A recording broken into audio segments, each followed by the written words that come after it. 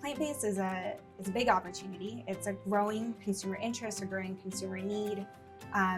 We are the #1 yogurt dairy company in the world. We're the #1 plant-based food company in the world, right? And I see both of those as being huge complements of each other.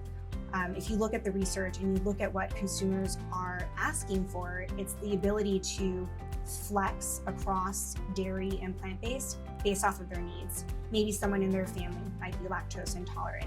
Maybe they prefer the taste of plant-based versus dairy. And so the ability to provide both of those products at scale, sustainably sourced, sustainably made, healthy and nutritious, is a way that we as a company can continue to evolve with the changing consumer demands and make sure that when they do have a certain need, there's a product available